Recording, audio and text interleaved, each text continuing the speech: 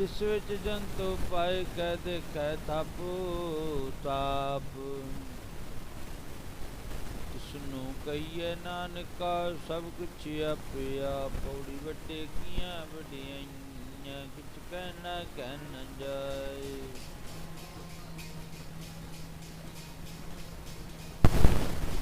ਤਾਈ ਕਰ ਕਮਾਵਣੀ ਤੁਰ ਛੋਟੀ ਤਿੰਨੇ ਪਾਏ।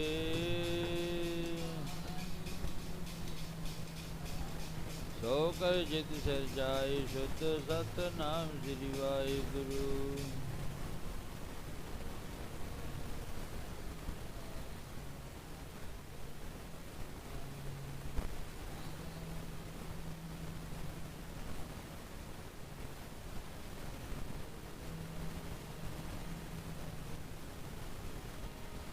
ਮੈਨੂੰ ਰੱਬ ਦੇ ਫਕੀਰਾਂ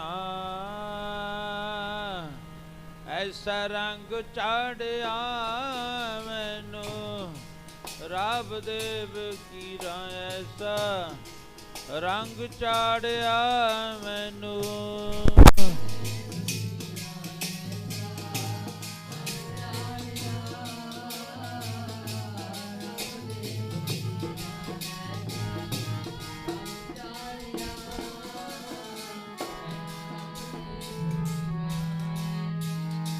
ਰੰਗ ਚਾੜਿਆ ਰੱਬ ਦੇ।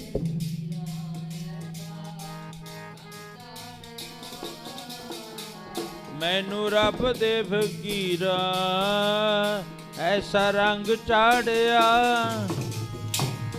ਰੱਬ ਦੇ ਫਕੀਰਾਂ ਐਸਾ ਰੰਗ ਚਾੜਿਆ।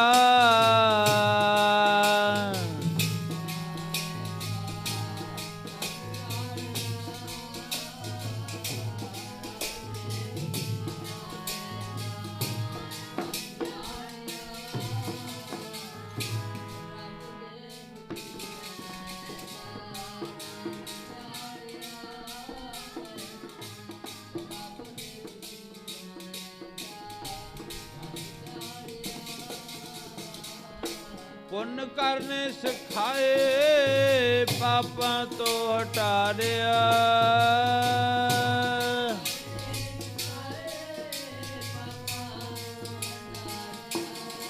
ਬੋਲੋ ਬਈ।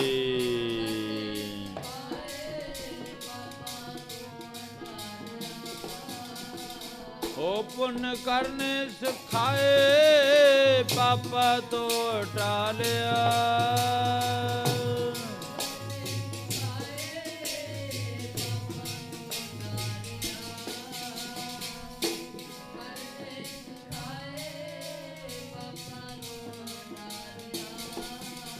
ਮਾੜੇ ਕਰਮਾਂ ਦਾ ਲੇਖਾ ਸਾਧੂਆਂ ਨੇ ਪਾੜਿਆ।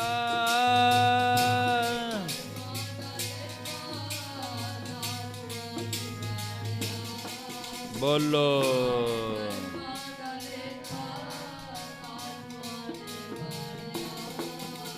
ਮੈਨੂੰ ਰੱਬ ਦੇ ਫਕੀਰਾਂ ਸਤਿਗੁਰ ਦੇ ਫਕੀਰਾਂ ਐਸਾ ਰੰਗ ਚਾੜਿਆ। ਮੈਨੂੰ ਰੱਬ ਦੇ ਫਕੀਰਾਂ ਐਸਾ ਰੰਗ ਚਾੜਿਆ। ਮੈਨੂੰ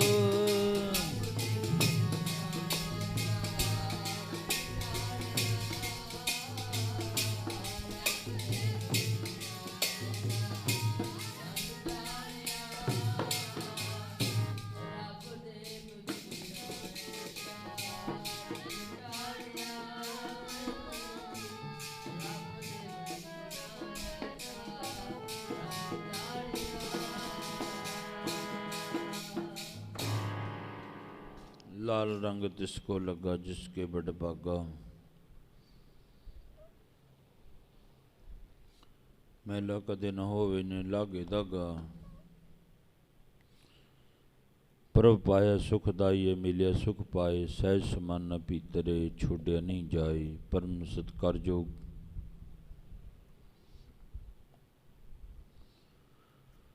गुरां की साज के नवाजी साध संगत जी। ਅੰਮ੍ਰਿਤ ਵੇਲੇ ਦੇ ਸਮੇਂ ਨੂੰ ਮੁੱਖ ਰੱਖਦੇ ਹਾਂ ਹਜੂਰ ਦੀ ਹਜੂਰੀ ਅੰਦਰ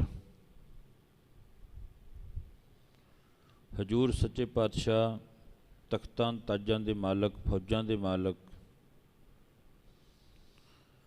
ਕਲਯੁਗ ਦੇ ਸਾਂਝੇ ਰਹਿਬਰ ਸਤਿਗੁਰੂ ਜੁਗੋ ਜੁਗ ਟਲ ਸ਼ਬਦ ਗੁਰ ਪੀਰਾ, ਗਹਿਰਾ ਗੰਭੀਰਾ ਸ਼ਬਦ ਗੁਰੂ ਦੇ ਚਰਨਾਂ ਦੇ ਵਿੱਚ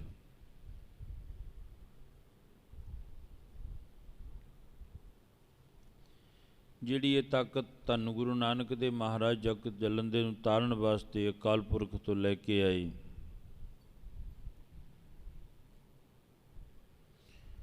ਇਹ ਤਾਕਤ, ਇਹ ਜੋਤ ਜਦੋਂ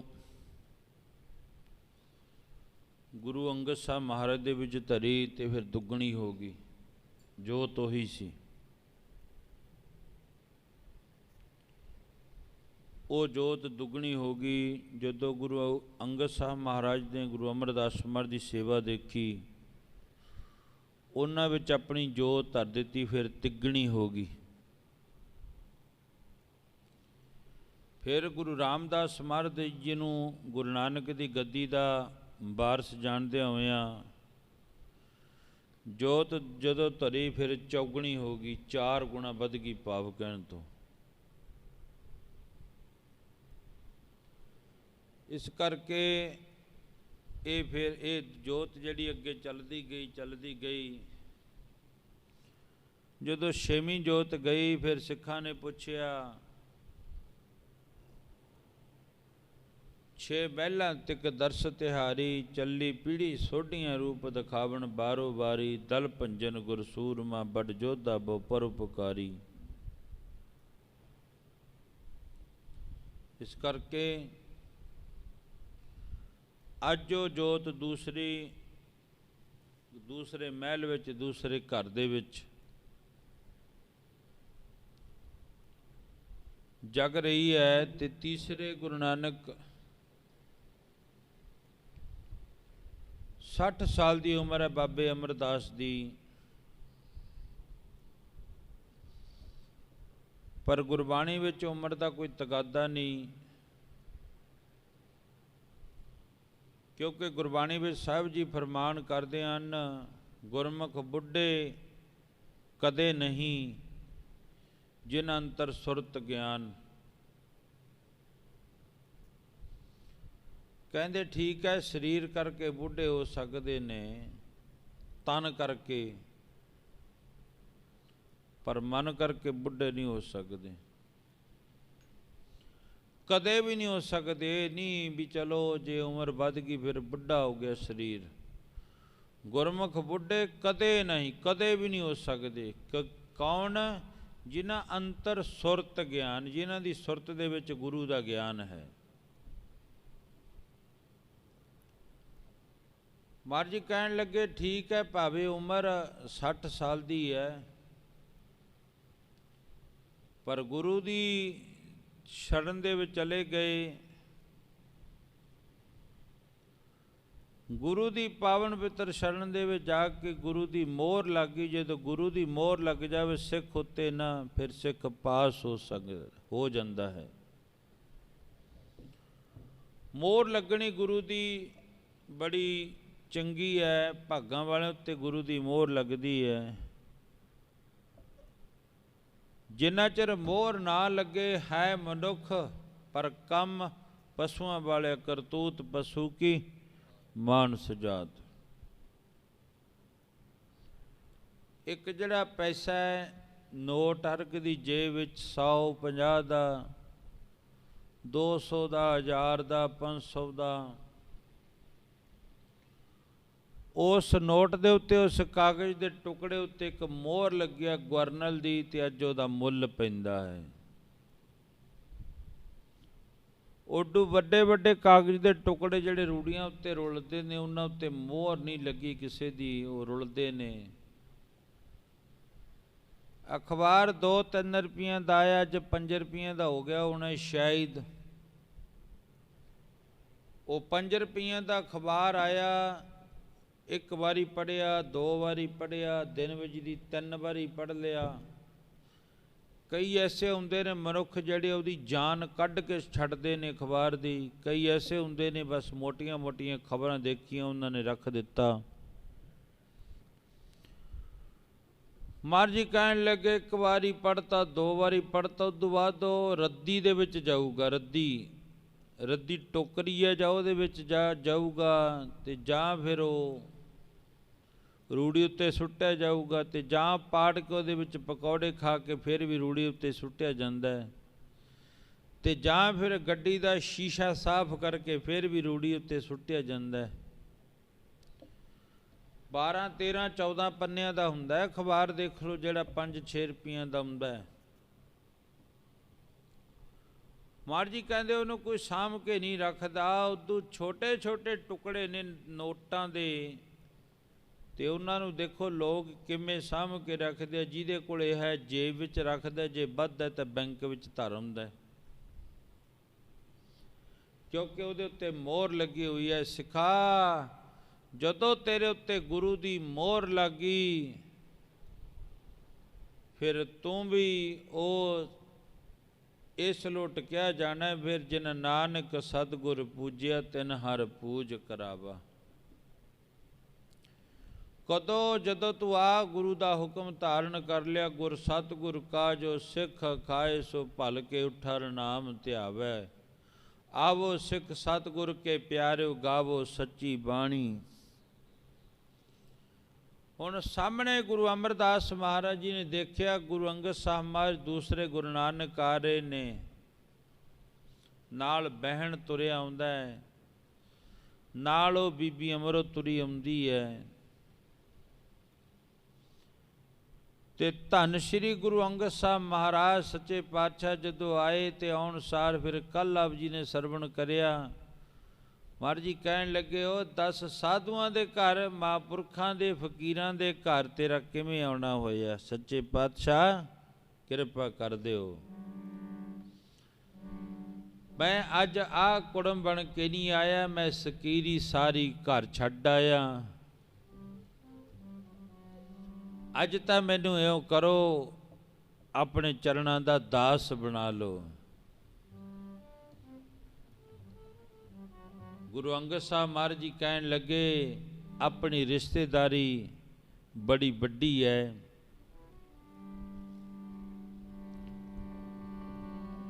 ਕਿਉਂਕਿ ਇਹ ਇੱਕ ਰਿਸ਼ਤੇਦਾਰੀ ਦਾ ਮਾਮਲਾ ਜਿਹੜਾ ਇੱਧਰਲੇ ਪਾਸੇ ਹੈ, ਇਹ ਗੁਰੂ ਤੇ ਸਿੱਖ ਦਾ, ਸੇਵਕ ਦਾ ਤੇ ਸਿੱਖ ਦਾ ਮਾਮਲਾ ਹੈ। ਸੇਵਕ ਸਿੱਖ ਸਭੈ ਕਰਤਾਰ। ਗੁਰੂ ਅਮਰਦਾਸ ਮਹਾਰਾਜ ਜੀ, ਤੁਹਾਡੀ ਉਮਰ ਹੁਣ 60 ਸਾਲਾਂ ਦੀ ਹੋ ਗਈ, ਵੱਡੇ ਪਾ ਗਿਆ।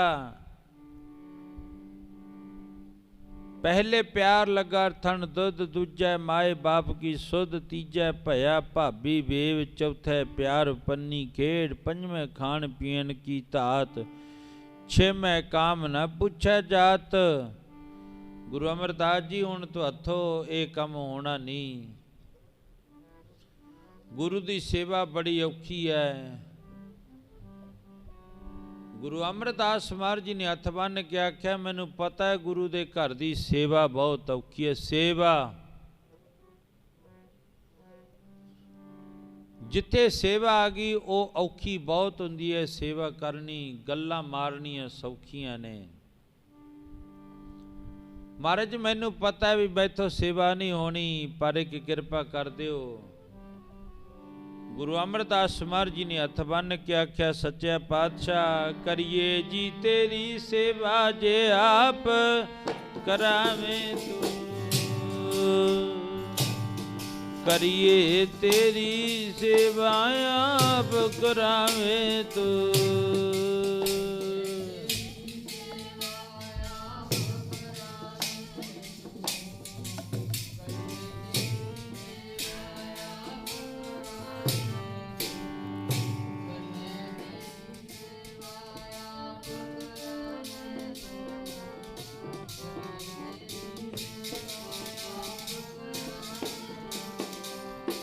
करिए तेरी सेवा,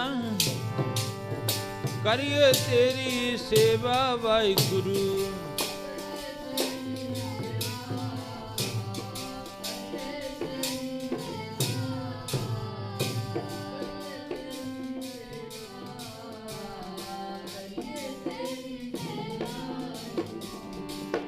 करिए तेरी सेवा आप करावे तो, करिए तेरी सेवा आप करावे तो।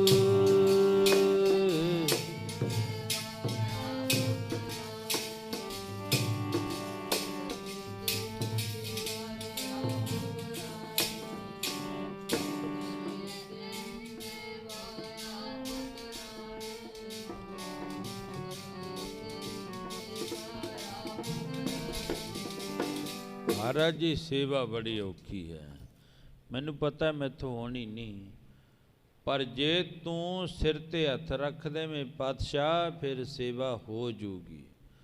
महाराज जी कहंदे इहदे विच लाजां बड़ियां ने, लोक लाज। जे तू सेवा कर, ये सारियां गल्लां पहलां समझा दित्तियां। लोक लाज, वेद लाज, कुल लाज, ਇਹ ਸਾਰੀਆਂ ਲੱਜਾਂ ਇੱਕ ਪਾਸੇ ਛੱਡਣੀਆਂ ਪੈਣਗੀਆਂ, ਫਿਰ ਗੁਰੂ ਦੇ ਘਰ ਦੀ ਸੇਵਾ ਹੋ ਜਾਊਗੀ। ਮੈਂ ਮੇਰੀ ਨੂੰ ਮਾਰ ਕੇ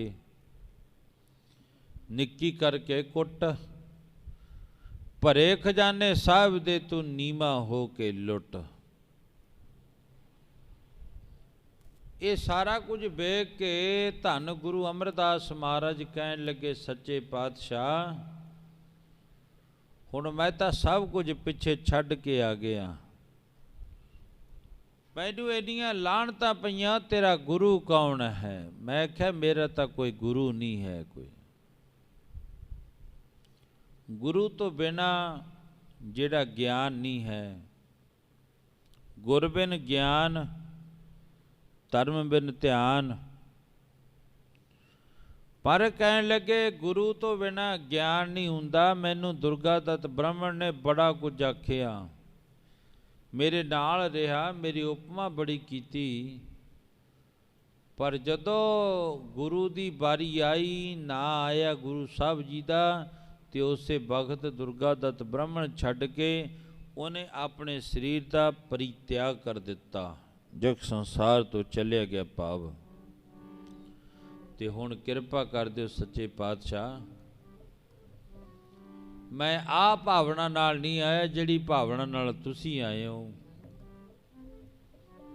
ਮੈਂ ਇਹ ਭਾਵਨਾ ਘਰ ਵਿੱਚ ਸਮਾਪਤ ਕਰ ਆਇਆ। ਮੈਂ ਆਪਣੀ ਨੂੰਹ ਦੇ ਪੈਰੀ ਹੱਥ ਲਾਏ, ਬਈ ਕਿਰਪਾ ਕਰਕੇ ਮੈਨੂੰ ਉਸ ਗੁਰੂ ਦੇ ਨਾਲ ਮਿਲਾ ਦੇ, ਉਹ ਜਿਸ ਗੁਰੂ ਨੇ ਭਵ ਜਲ ਤੇ ਕਾਢੋ ਪ੍ਰਭੂ ਨਾਨਕ ਤੇਰੀ ਟੇਕ।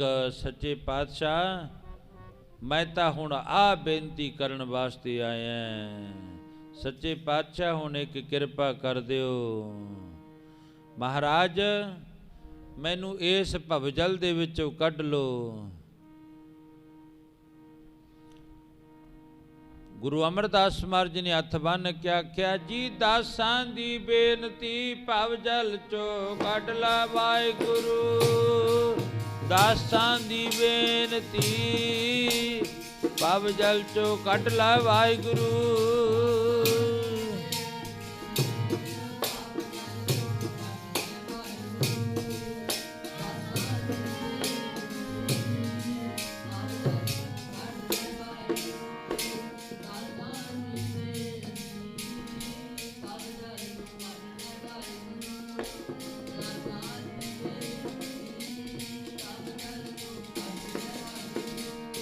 ਜੀ ਦਾਸਾਂ ਦੀ ਬੇਨਤੀ ਭਵਜਲ ਚੋਂ ਕੱਢ ਲੈ, ਦਾਸਾਂ ਦੀ ਬੇਨਤੀ ਭਵਜਲ ਚੋਂ ਕੱਢ ਲੈ ਵਾਹਿਗੁਰੂ।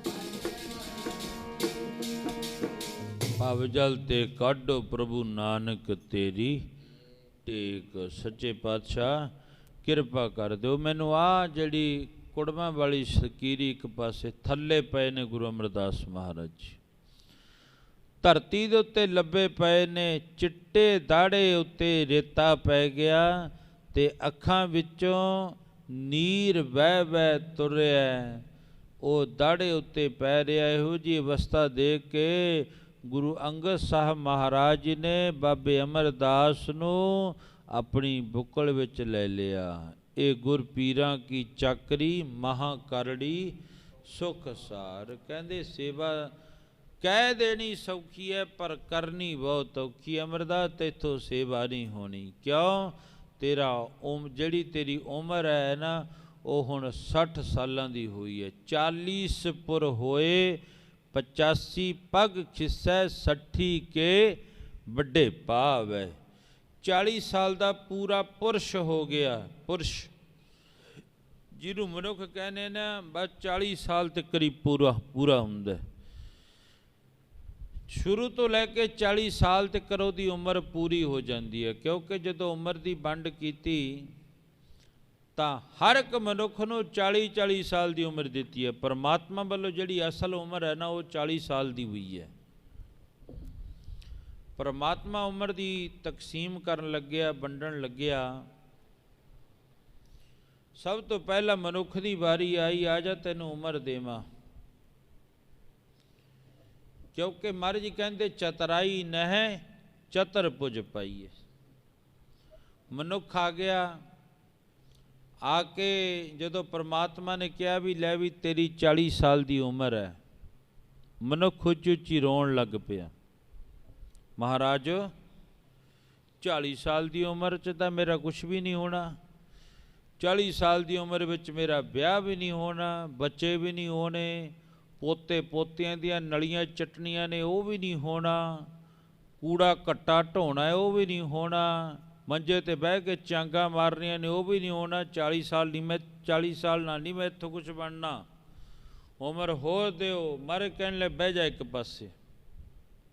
ਇੱਕ ਪਾਸੇ ਬਹਿ ਗਿਆ। ਖੋਤਾ ਆ ਗਿਆ।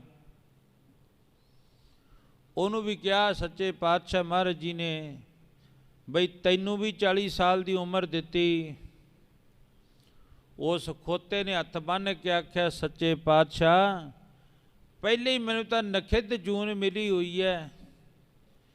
40 ਸਾਲ ਦੀ ਉਮਰ ਦਿੱਤੀ ਤੁਸੀਂ, ਮੇਰੇ ਮੋਢਿਆਂ ਉੱਤੇ ਮੇਰੇ ਢੂਹੇ ਉੱਤੇ ਭਾਰ ਧਰ ਕੇ ਲੋਕਾਂ ਨੇ ਪਿੱਛੋਂ ਡੰਡਾ ਮਾਰਨਾ, ਮੈਨੂੰ ਸਾਰਾ ਦਿਨ ਮੈਥੋਂ ਭਾਰ ਢੁਆਈ ਜਾਣਾ, ਇੰਨੀ ਸਜ਼ਾ ਨਾ ਮੈਨੂੰ ਦਿਓ। ਫਿਰ ਪੁੱਛਿਆ ਪਰਮਾਤਮਾ ਨੇ ਕਿੰਨੀ ਕੁ ਉਮਰ ਨਾ ਸਾਰ ਸਕਦਾ? ਕਹਿੰਦਾ ਮੈਨੂੰ ਤਾਂ 20 ਸਾਲ ਦੇ ਦਿਓ। ਪਰਮਾਤਮਾ ਦੇ ਘਰੋਂ 40 ਸਾਲ ਲਿਖੀ ਸੀ ਨਾ, 20 ਨਾ ਸਾਰ ਲੂੰਗਾ। ਮਨੁੱਖ ਕੋਲ ਬੈਠਾ ਸੀ, ਕਹਿੰਦੇ 20 ਇਹਦੀ ਦੇ ਦਈਏ ਤੈਨੂੰ? ਮਨੁੱਖ ਝੱਟ ਬੋਲਿਆ, ਕਹਿੰਦਾ ਹਾਂ ਦੇ ਦਿਓ। 40 ਸਾਲ ਦੇ ਤਾਂ ਮਨੁੱਖ ਦੇ ਆਪਣੇ ਸੀ। 20 ਸਾਲ ਖੋਤੇ ਦੀ ਉਮਰ ਕੱਟੀ ਗਈ। 20 ਉੱਧਰ ਮਨੁੱਖ ਕਿੰਨੀ ਜੋੜਤੀ? 40 ਤੇ 20 60 ਸਾਲ ਦੀ ਹੋ ਗਈ। ਮਹਾਰਾਜ ਕਹਿਣ ਲੱਗੇ ਜਾ ਹੁਣ ਆਪਣੇ ਘਰ ਨੂੰ, ਤੇਰੀ 60 ਸਾਲ ਦੀ ਉਮਰ ਹੋ ਗਈ। 60 ਕੇ ਵੱਡੇ ਭਾਵ ਹੈ। 40 ਪੁਰ ਹੋਏ, 40 ਸਾਲ ਦਾ ਹੋ ਗਿਆ, ਪੂਰਾ ਪੁਰਸ਼ ਹੋ ਗਿਆ। 40 ਸਾਲ ਤੱਕ ਮਨੁੱਖ ਵੱਧਦਾ ਹੈ। 40 ਸਾਲ ਤੱਕ ਹੀ ਇਹਦੇ ਜਿਹੜੇ ਅੰਗ ਹਰਕਤ ਕਰਦੇ ਨੇ, ਉਸ ਤੋਂ ਬਾਅਦ ਘਟਣਾ ਸ਼ੁਰੂ ਹੋ ਜਾਂਦਾ ਹੈ। ਫਿਰ ਅੜ ਕੇ ਬਹਿ ਗਿਆ ਮਨੁੱਖ। ਕਹਿੰਦਾ ਜੀ ਇੰਨੀ ਕੁ ਉਮਰ ਨਾ ਮੈਨੂੰ ਕਿੱਥੇ ਸਰੂਗਾ। ਚੰਗਾ ਕਹਿੰਦੇ ਬਹਿ ਜਾ। ਫਿਰ 40 ਸਾਲਾਂ ਤੋਂ ਬਾਅਦ ਵਾਹਿਗੁਰੂ ਜੀ ਜਦੋਂ ਅਗਲੀ ਵਾਰੀ ਆਈ, ਆਵਾਜ਼ ਮਾਰੀ, ਫਿਰ ਕੁੱਤਾ ਆ ਗਿਆ, ਕੂਕਰ ਆ ਗਿਆ।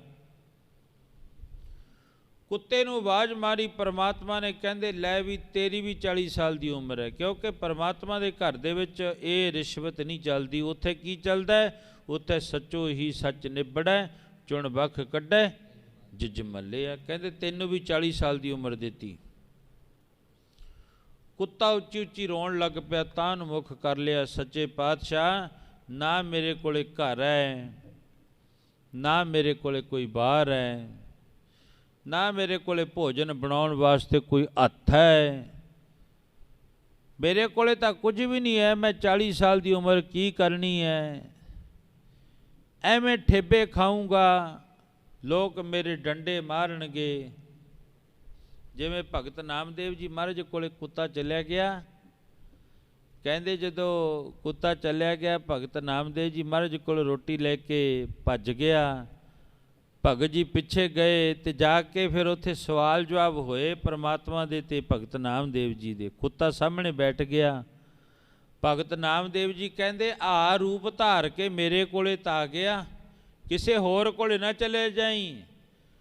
ਪਰਮਾਤਮਾ ਨੇ ਆਵਾਜ਼ ਦਿੱਤੀ, ਕਿਉਂ ਨਾਮਿਆ? ਕਹਿੰਦੇ ਤੇਰੀ ਨਾ ਪਿੱਠ ਉੱਤੇ ਡੰਡੇ ਪੈਣਗੇ ਜੇ ਤੂੰ ਇਹ ਰੂਪ ਕਿਸੇ ਕੋਲੇ ਹੋਰ ਧਾਰਨ ਕਰਕੇ ਵਗ ਗਿਆ। ਸੁੱਟ ਆ ਪਰੈ ਤੇਰੀ ਪੀਠ। ਇਸ ਤਰ੍ਹਾਂ ਭਗਤ ਨਾਮਦੇਵ ਜੀ ਦਾ ਇੱਕ ਸ਼ਬਦ ਵੀ ਗੁਰਬਾਣੀ ਵਿੱਚ ਆਉਂਦਾ ਹੈ, ਕਹਿੰਦੇ ਤੇਰੇ ਡੰਡੇ ਪੈਣਗੇ ਜੇ ਤੂੰ ਇਹ ਰੂਪ ਧਾਰਨ ਕਰਕੇ ਕਿਸੇ ਕੋਲੇ ਹੋਰ ਚਲਿਆ ਗਿਆ। ਉਹ ਮੈਂ ਤਾਂ ਤੈਨੂੰ ਸਿਆਣ ਲਿਆ, ਪਰ ਤੈਨੂੰ ਹੋਰਾਂ ਨੇ ਨਹੀਂ ਸਿਆਣ ਲਿਆ। ਸਿਆਣਨਾ ਭਗਤ ਨਾਮਦੇਵ ਜੀ ਮਹਾਰਾਜ ਕਹਿਣ ਲੱਗੇ, ਮੈਂ ਤਾਂ ਉਸੇ ਵਕਤ ਕਹਿਤਾ ਸੀ ਬਈ ਜਿਹੜਾ ਰੋਟੀ ਚੱਕਣ ਵਾਸਤੇ ਆਇਆ ਇਹ ਕੁੱਤਾ ਨਹੀਂ ਹੈ, ਇਹ ਤਾਂ ਪਰਾਂ ਬੈਠਣਾ ਸੀ ਇਹਨੇ। ਇਹ ਤੇ ਕੌਣ ਹੈ? ਉਹ ਤੇਰੀ ਚਾਲ ਨਾ ਕੂਕਰਾਂ ਵਾਲੀ। ਤੇਰੀ ਚਾਲ ਤੋਂ ਹੀ ਮੈਂ ਦੇਖ ਕੇ ਕਹਿਤਾ ਸੀ ਵੀ ਇਹ ਤਾਂ ਪਰਮਾਤਮਾ ਲੱਗਦਾ, ਤੂੰ ਦਿਸਦਾ ਅੰਤਰਜਾਮੀ ਐ। ਤੇਰੀ ਚਾਲ ਨਾ ਕੂਕਰਾਂ ਵਾਲੀ, ਤੂੰ ਦਿਸਦਾ ਅੰਤਰਜਾਮੀ ਐ।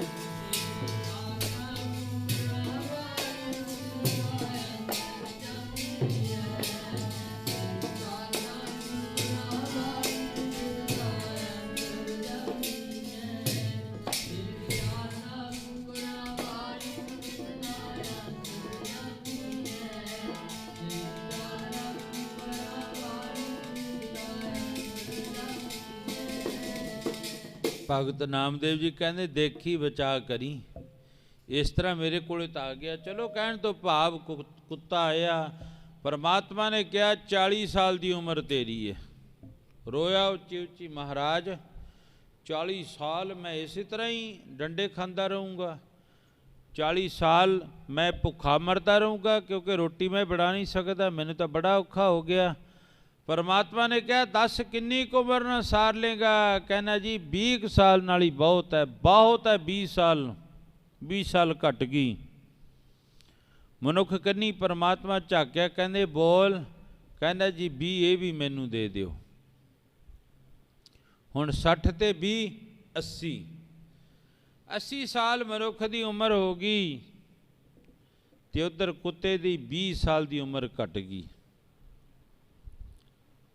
ਕਿਉਂਕਿ ਊਂ ਤਾਂ ਵੈਸੇ ਕਲਯੁਗ ਦੇ ਵਿੱਚ 100 ਸਾਲ ਦੀ ਉਮਰ ਹੀ ਲਿਖੀ ਹੈ, ਪਰ ਜਿਹੜੀ ਇਦੋਂ ਗਾਂ 60 ਤੋਂ ਉੱਪਰ ਉਮਰ ਹੈ ਨਾ, ਉਹ ਇੱਕ ਕੋਈ ਬਾਹਲੀ ਚੰਗੀ ਨਹੀਂ, ਉਹ ਠੇਬੇ ਜੇ ਖਾਣ ਵਾਲੀ ਉਮਰ ਹੈ। ਅਸਲ ਤਾਂ ਉਹੀ ਜਿਹੜਾ ਜੀਵਨ ਵਧੀਆ, ਜਿੰਨਾ ਚਿਰ ਮਨੁੱਖ ਆਪ ਹੱਥੀਂ ਕਰਦਾ ਹੋਵੇ, ਤੁਰਿਆ ਫਿਰਦਾ ਹੋਵੇ, ਮਨੁੱਖ ਆਪ ਸਭ ਕੁਝ ਚੱਕ ਕੇ ਛਕਦਾ ਹੋਵੇ, ਤੋਰਾ ਫੇਰਾ ਰੱਖੇ, ਜੇ ਬੈਠਾ ਮੰਜੇ ਤੇ ਚੀਕਾਂ ਮਾਰੇ, ਉਹ ਕੋਈ ਵਧੀਆ ਉਮਰ ਨਹੀਂ ਹੁੰਦੀ। ਪਰ ਲੋਕ ਬਾਅਦ ਵਿੱਚ ਫਿਰ ਜਲੇਬੀਆਂ ਬਣਾ ਕੇ ਖੁਸ਼ ਹੁੰਦੇ ਨੇ, ਸਾਡਾ ਬਜ਼ੁਰਗ ਇੰਨੀ ਉਮਰ ਦਾ ਹੋ ਕੇ ਮਰ ਗਿਆ। ਨਹੀਂ, ਇਹ ਕੋਈ ਬਾਹਲੀ ਵਧੀਆ ਗੱਲ ਨਹੀਂ ਹੈ। ਮਨੁੱਖ ਨੂੰ ਕਿਹਾ ਹੁਣ 80 ਸਾਲ ਦੀ ਹੋ ਗਈ, ਉਹ ਹੁਣ ਤਾਂ ਆਪਣੇ ਘਰ ਚਲਿਆ ਜਾ। ਕਹਿੰਦਾ ਜੀ ਪਹਿਲਾਂ ਮੇਰਾ ਵਿਆਹ ਹੋ ਜਾਊਗਾ, ਪੁੱਤਰ ਹੋ ਜਾਣਗੇ, ਫਿਰ ਮੈਂ ਪੋਤਰੇ ਵੀ ਦੇਖਣੇ ਨੇ, ਉਹ ਵੀ ਮੇਰੀ ਉਮਰ ਕਰ ਦਿਓ ਕਿਰਪਾ, ਪੋਤਰੇ ਵੀ ਦੇਖ ਲਾ। ਮਹਾਰਾਜ ਜੀ ਕਹਿੰਦੇ 80 ਸਾਲ ਤੱਕ ਚਲੋ ਤੇਰੇ ਪੋਤਰੇ ਵੀ ਹੋ ਜਾਣਗੇ। ਨਹੀਂ ਮਹਾਰਾਜ ਜੀ ਕਿਰਪਾ ਕਰ ਦਿਓ, ਹੁਣ ਪੋਤਰਿਆਂ ਦਾ ਵਿਆਹ ਵੀ ਦੇਖ ਲਾਂ। ਭੁੱਖਿਆ ਭੁੱਖ ਨਾ ਉਤਰੀ, ਜੇ ਬੰਨਾ ਪੁਰੀਆਂ ਭਾਰ। ਮਹਾਰਾਜ ਕਹਿਣ ਲੱਗੇ ਚੰਗਾ ਫਿਰ ਬਹਿ ਜਾ। ਹੁਣ ਤੀਸਰੇ ਨੰਬਰ ਤੇ ਆਈ ਬਾਰੀ ਉੱਲੂ ਦੀ। ਕਈ ਜਾਨਵਰ ਮਹਾਰਾਜ ਜੀ ਕਹਿੰਦੇ ਐਸੇ ਹੈ ਜਿਹੜੀਆਂ ਨਖਿੱਧ ਜੂਨਾਂ ਨੇ, ਜਿਨ੍ਹਾਂ ਦਾ ਨਾਂ ਲੈਣਾ ਵੀ ਮਨੁੱਖ ਚੰਗਾ ਨਹੀਂ ਸਮਝਦਾ। ਉਹਨਾਂ ਦਾ ਨਾਂ ਲੈਣਾ ਵੀ ਬਹੁਤ ਮਾੜਾ ਹੈ। ਜਿਵੇਂ ਚਮਗਿੱਦੜ ਹੈ ਨਾ, ਜਿਹੜੀ ਆ ਬਿਮਾਰੀ ਕਰੋਨਾ ਦੀ ਭਿਆਨਕ ਦੀ ਬਿਮਾਰੀ ਪੈਦਾ ਹੋਈ ਹੈ, ਇਹ ਚਮਗਿੱਦੜ ਤੋਂ ਹੀ ਪੈਦਾ ਹੋਈ ਹੈ। ਸਾਇੰਸ ਵਾਲੇ ਕਹਿ ਰਹੇ ਨੇ ਵੀ ਉਹਨਾਂ ਮਨੁੱਖਾਂ ਨੇ ਚਮਗਿੱਦੜ ਮਾਰ ਮਾਰ ਕੇ ਖਾਧੇ, ਉੱਥੋਂ ਬਿਮਾਰੀ ਜਿਹੜੀ ਪੈਦਾ ਹੋਈ ਹੈ। ਉਹ ਐਡੀ ਨਖਿੱਧ ਜੂਨ, ਇੰਨੀ ਭੈੜੀ ਜੂਨ ਹੈ। ਮਹਾਰਾਜ ਜੀ ਕਹਿੰਦੇ ਇੱਕ ਤਾਂ ਸਾਰੀ ਜ਼ਿੰਦਗੀ ਉਹਨੇ ਪੁੱਠਾ ਹੀ ਲਮਕਣਾ ਚਮਗਿੱਦੜ ਨੇ, ਤੇ ਦੂਸਰਾ ਮੁੱਖ ਵਿੱਚ ਦੀ ਉਹਨੇ ਭੋਜਨ ਖਾਣਾ ਤੇ ਮੁੱਖ ਵਿੱਚ ਦੀ ਉਹਨੇ ਵਿਸ਼ਟਾ ਕਰਨਾ। ਐਡੀ ਨਖਿੱਧ ਤੇ ਭੈੜੀ ਜੂਨ ਹੈ ਚਮਗਿੱਦੜ ਦੀ। ਕਈ ਜਾਨਵਰ ਐਸੇ ਭੈੜੇ ਨੇ। ਮਹਾਰਾਜ ਜੀ ਕਹਿਣ ਲੱਗਿਆ ਮਨੁੱਖ ਉਹਨਾਂ ਵਿੱਚ ਦੀ ਵੀ ਤੂੰ ਘੁੰਮ ਕੇ ਆਇਆ। सतगुर ने पावन पितर गुरबाणी अंदर फरमान करे महाराज जी की कहते, कई जन्म पए कीट पतंगा, कई जन्म गा जमीन करंगा।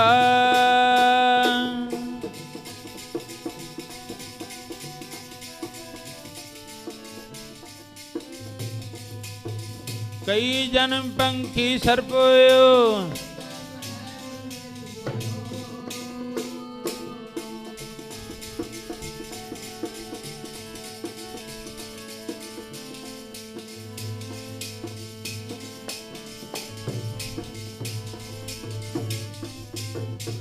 मिल जगदीश मरण की वरिया, चरण काले दे।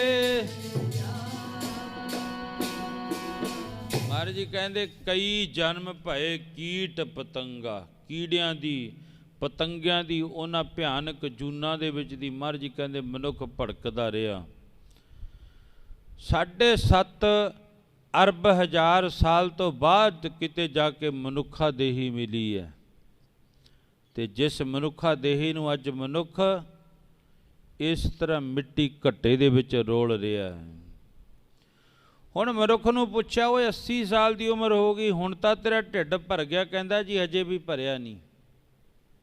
ਚੰਗਾ ਬਹਿ ਜਾ, ਉੱਲੂ ਆ ਗਿਆ। ਉੱਥੇ ਆ ਕੇ ਵੀ ਪਰਮਾਤਮਾ ਦੇ ਘਰ ਦਾ ਵਿਧੀ ਵਿਧਾਨ ਕਹਿੰਦੇ ਲੈ ਵੀ ਤੇਰੀ ਵੀ ਜਿਹੜੀ ਉਮਰ ਹੈ ਨਾ ਉਹ 40 ਸਾਲ ਦੀ ਹੈ। ਉੱਲੂ ਰੋਇਆ, ਉਹ ਕਹਿਣ ਲੱਗਾ ਸੱਚੇ ਪਾਤਸ਼ਾਹ ਇੰਨੀ ਉਮਰ ਮੈਂ ਕੀ ਕਰਨੀ ਹੈ, ਕਿਉਂਕਿ ਦੁਨੀਆ ਦੇ ਲੋਕ ਸੁੱਖ ਮਾਣਨਗੇ, ਆਨੰਦ ਮਾਣਨਗੇ, ਮੈਨੂੰ ਕੋਈ ਦੁਨੀਆ ਦਾ ਆਨੰਦ ਪ੍ਰਾਪਤ ਨਹੀਂ ਹੋਣਾ। ਮਹਾਰਾਜ ਕਹਿਣ ਲੱਗੇ ਕੀ ਕਾਰਨ?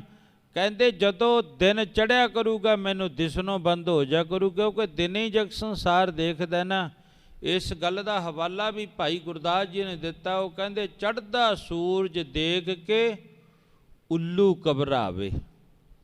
ਜਦੋਂ ਜਿਉਂ-ਜਿਉਂ ਦਿਨ ਚੜ੍ਹਦਾ ਰਹਿੰਦਾ ਨਾ, ਕਹਿੰਦੇ ਫਿਰ ਉੱਲੂ ਘਬਰਾਉਂਦਾ ਵੀ ਹੈ ਅਤੇ ਉਹਨੂੰ ਦਿਸਣੋਂ ਵੀ ਬੰਦ ਹੋ ਜਾਂਦਾ।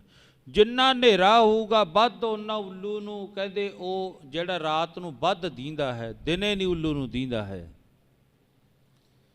ਫਿਰ ਇਹ ਪਰਮਾਤਮਾ ਦੇ ਅੱਗੇ ਅਰਜ਼ ਕਰੀ, ਸੱਚੇ ਪਾਤਸ਼ਾਹ ਮੈਂ ਇੰਨੀ ਉਮਰ ਕੀ ਕਰਨੀ ਹੈ, ਜਦੋਂ ਦਿਨ ਚੜ੍ਹਿਆ ਕਰੂਗਾ ਮੈਨੂੰ ਦਿਸਣੋਂ ਬੰਦ ਹੋ ਜਾ ਕਰੂਗਾ, ਦੁਨੀਆ ਦੇ ਲੋਕ ਸੌਂ ਜਾ ਕਰਨਗੇ ਮੈਨੂੰ ਦਿਸਣ ਲੱਗ ਜਾ ਕਰੂਗਾ, ਮੈਂ ਇਹ ਉਮਰ ਕੀ ਕਰਨੀ ਹੈ। ਮਹਾਰਾਜ ਕਹਿਣ ਲੱਗੇ ਚੰਗਾ ਦੱਸ ਫਿਰ, ਚਲੋ ਮੈਨੂੰ 20 ਸਾਲ ਦੇ ਦਿਓ, ਅੱਧੀ ਘਟਾ ਦਿਓ, ਮੇਰੀ ਅੱਧੀ ਉਮਰ ਘਟਾ ਦਿੱਤੀ ਅਤੇ ਅੱਧੀ ਉੱਧਰ ਮਨੁੱਖ ਕਿੰਨੀ ਜੋੜ ਦਿੱਤੀ। 80 ਸਾਲ ਦੀ ਉਮਰ ਉਹਦੀ ਪਹਿਲਾਂ ਸੀ, 20 ਹੋਰ ਪਾ ਕੇ 100 ਦੀ ਪੂਰੀ ਹੋ ਗਈ। ਮਹਾਰਾਜ ਜੀ ਕਹਿਣ ਲੱਗੇ ਚੱਕ ਤੇਰੀ ਉਮਰ 100 ਸਾਲ ਦੀ ਪੂਰੀ ਹੋ ਗਈ, ਹੁਣ ਤਾਂ ਸਰ ਜੂਗਾ।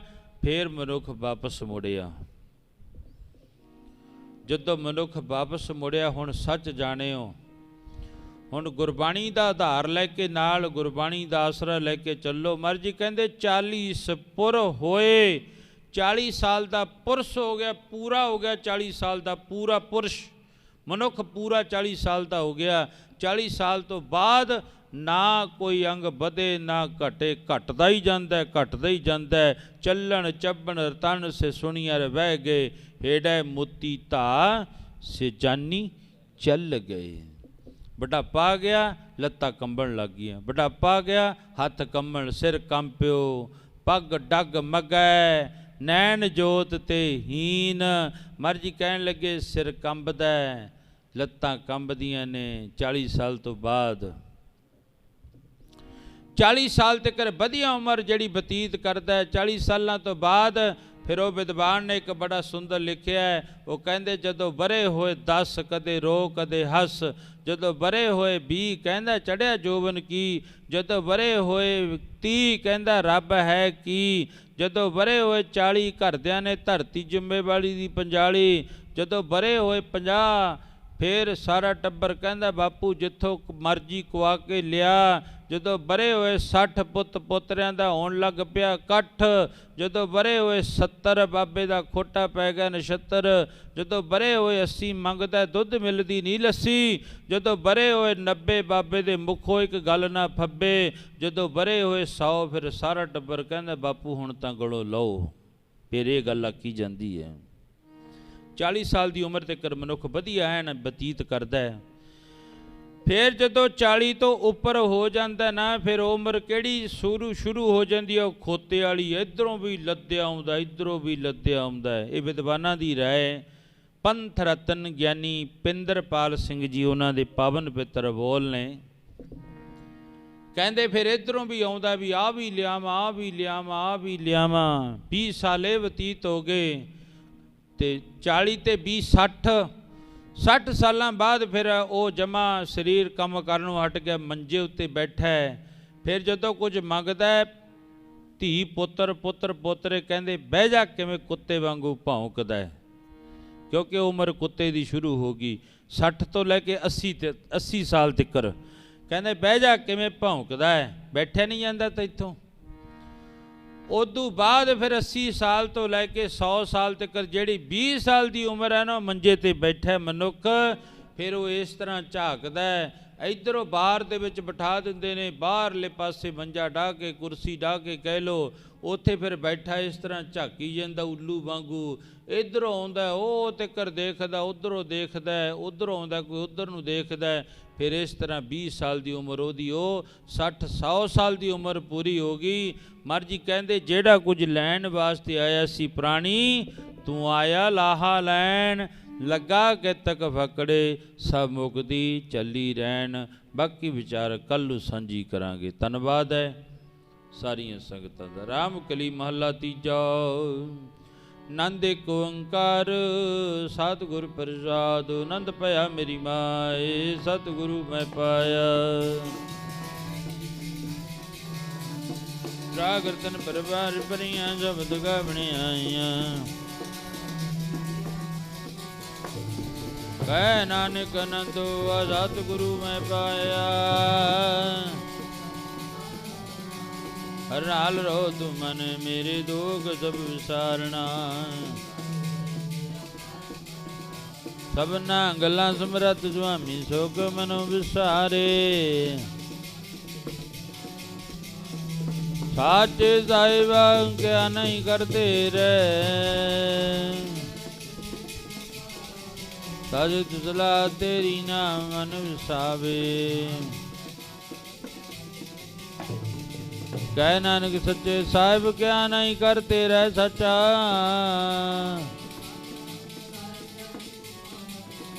ਕਰ ਜਾਨ ਸੁਖ ਮਨੇ ਵਸਿਆ, ਜਿਨੀ ਚਾਂ ਸਭ ਬੁਝਾਈਆਂ। ਕਹਿ ਨਾਨਕ ਸੁਣੋ ਸੁਣਦੋ ਸ਼ਬਦ ਧਰੋ ਪਿਆਰੋ। ਕਰ ਸੁਭਾ ਕੈ ਸ਼ਬਦ ਵਾਜੇ, ਕਲਾ ਜਿਤ ਕਰ ਧਾਰੀਆ।